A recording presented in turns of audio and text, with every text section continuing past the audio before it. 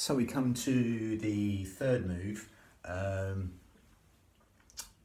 again called opening the bow to shoot the golden eagle, or drawing the bow to let the arrow fly, or somewhere about that. Again, they're mixed. There's many different qigong forms. Obviously this is a qigong move, but a great move it is. So we're mixing it with a different type of breathing rather than traditional breathing to the belly like a balloon. Nothing wrong with that. I've done that on the other videos. But we're going to bring in more the Pilates setup with that, and also the yogic responses and hypnotic responses all in one.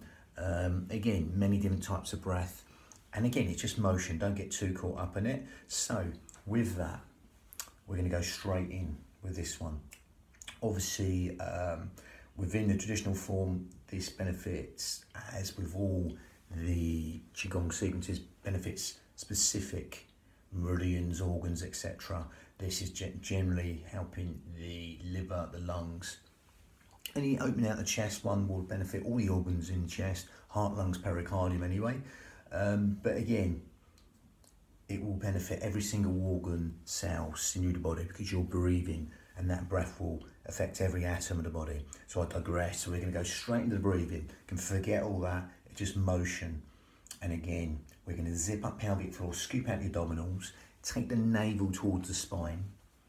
Okay, and that's going to throw on our corset muscle, our powerhouse, our girdler strength, 3 layers deep, which will segmentally stabilise in the spine. As with all Pilates, you will be using that muscle, the transverse abdominis, the 3rd layer deep. Okay, so as you do that now, you'll feel that. Again, you can't do one without the other. Okay, pelvic floor will go, the corset will go with it. They link on like cling film. Vice versa, you tuck the belly button in, you're from the pelvic floor. So again, I'm just going for it segmentally. Zip up pelvic floor, scoop out the abdominals. And you'll feel that naturally help you breathe into these lower lobes of lungs, intercostals, the ribs, anywhere but the stomach. Okay. Also, the back of this corset muscle called the lumbothrusal fascia will help that extension force up through the spine. Okay, just throwing on that corset has a lot of benefits. Okay, so that's why we're using it with this motion. It's every body system you're going to take into anything you do. Okay, lifting the box, whatever it is. Again, running, swimming, whatever it is, you want to take them principles, gardening, into it. So again, I'll digress again. So again, you're going to zip up pelvic floor, scoop out your abdominals, and again, just be safe in the knowledge that's giving you all them benefits of supporting the spine. And again, that will naturally help you breathe into these lower lobes of lungs. You can always do that right now. Get the 2 middle fingers touching underneath the breastbones, palms on the lower lobes of lungs, shoulders down. And that will help you breathe into these lower lobes of lungs. That will give this sort of motion, even micro movement, you'll be breathing in and exhaling. Again, this sort of motion will be happening because as you zip up pelvic floor right now and scoop out your abdominals, that will help us breathe anywhere but the belly button. Help us breathe into these lower lobes of lungs, these fish gills, 3D style, organ deep, cell deep, even bone marrow deep. As you do that now, you'll feel that breath going low and deep to these lower lobes of lungs. Just someone sort of opening the umbrella inside your rib cage and letting go, or someone's just pushing out from inside your ribs and letting go. Just adding width to the lungs and length to the out breath. That lovely, free, expansive breath. Okay, now again, as we close the mouth, we breathe in and out through the nose. And make this a little bit yogic. Unlike the Pilates breath, we breathe in through the nose and exhale through pursed lips to fire the core more. We're going to keep the mouth shut.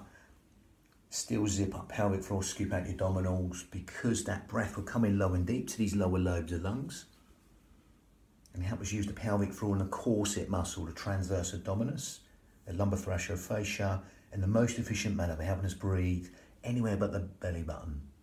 Okay, but breathing out through the nose, and that just becomes slightly more yogic in a way. There's many yogic breaths, but again, this is a smaller filter through the nose that will help us filter the breath and lengthen the breath, especially the out breath, which we'll come to in a minute. So just feel that length happen there.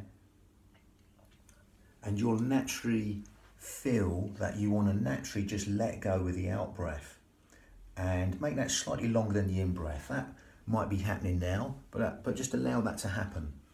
Okay, again, and then consciously do that. Rather than the breath breathing us, we breathe the breath. We consciously focus on that out breath. Okay, and elongate that out breath right now.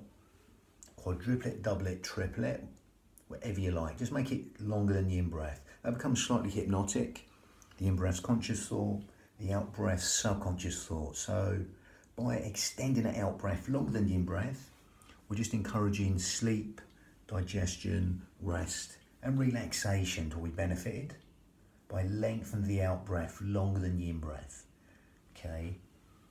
And again, you'll fall into them natural spaces. Okay, at the end and the beginning of the breath, especially that elongated out breath. And just allow that simplicity to relax the mind. Okay, so again, when we link that to motion, that'd be fine. If you want to take it on to make it slightly more advanced ujjayi breath, then we can do that. If you can't get this, don't worry, just carry on breathing as we're talking. So again, zip up pelvic floor, scoop out your abdominals, and just keep breathing it out through the nose. Now, if you're going to make this ujjayi breath, we grip at the esophagus, narrow the esophagus, and make a sort of soft, sweet, sighing, silky breath. So the only way to demonstrate, we're going to breathe in and exhale.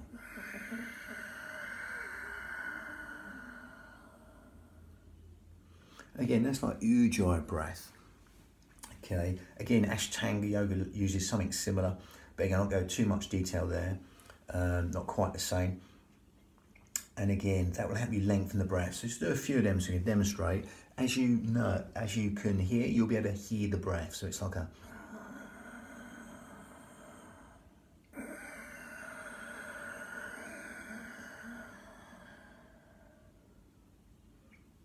Again, that soft, silky, whistling breath that you can hear will give the mind something to focus on within the form. Again, natural sort of focusing breath, that ujjayi breath. And that will also stimulate the thyroid gland, which helps with weight control, etc. Helps us build the heat within the body, helps us fan the fire, all the toxins in the body. As you do that now, as you keep zipping up pelvic floor, scooping out your abdominals, breathing in and out through the nose.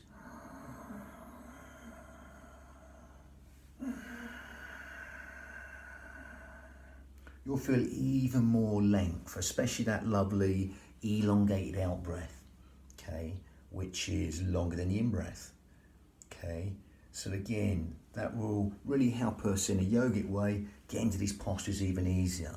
Again, this into them stretches will help something called the myotic reflex within the muscles in a beneficial way. Okay, we'll release a lot of the muscle spindles on the out breath, so you can really just get into these and stretch naturally. Okay, lovely. So we're going to calibrate and synchronize that to the motion. We're going to integrate that with the movement. Okay, so again, don't get too caught up on it again. It's just motion. You, as with all qigong or any body systems, you can go in as deep as you like. Okay, I'm going to stick to sort of Iyengar yoga principles where I would say knees no further than toes for that alignment. Again, there's other schools of thought. Again, it's more your union of your mind and body, so see what suits you. But again, I'm going to veer on the side of safety with the alignment from Iyengar yoga. So again, going to come back and demonstrate so you can get the legs in, sort of horse riding stance. We're not trying to chap in with the feet. Okay, we're slightly out.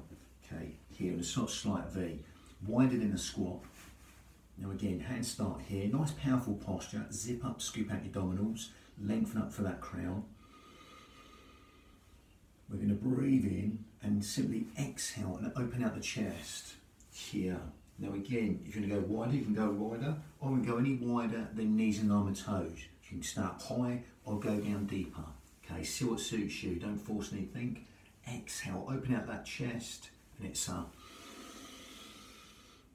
And exhale. Allow the shoulders just to melt down in towards the body, and look where you're aiming that breath. Nice powerful exhale, breathing in, and exhale.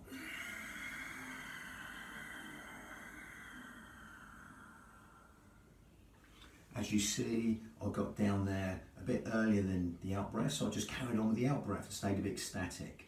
If you can time it. If you can't, don't worry. You're breathing in and you're exhaling. Make this bit longer.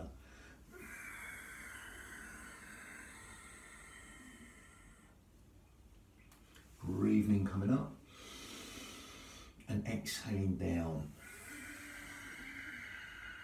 The arm down deep. I'm going to stick to the angle principles. I'm not going to go to complete right angle. I'll just go just before a right angle with the hip, knee, and the ankle. Okay, basically my ankle's in line with knee, knees in line with hip, but not quite. Okay, again, optional. Again, you don't have to go in that deep. Exhale, open out the chest. Or you can come down near in line with hip in a perfect right angle, knee in line with ankle. See what suits you, okay? But otherwise, stay up higher, breathing in, exhale. Just be here. Look where you're aiming. So you're firing that exhale through the wall. So it's a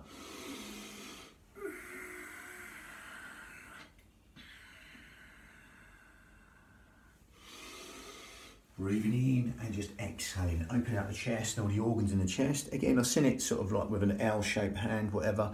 But again, we're not going too deep into that. Again, you open out these hands and all the organs in the chest. Again, keep the shoulders down. Again, I like to focus on mine, trying to keep them down there because these upper traps are very overactive. 90% of us are overactive in the upper traps. So again, really focus on just allowing them just to melt in towards the body and open out that chest. Again, good for sort of focus this one because you're sort of focusing, looking where you're aiming the breath. So as if you're sort of aiming the breath through the walls. And again, really good motion. So that's why we're using it with the Pilates setup. Zipping up pelvic floor, scooping out your abdominals. Using that alignment. If you want to go deeper, just sort of like right angle, knee in line with hip and knee in line with ankle. You can do if you know you're right. Wouldn't let the knee go past the toes.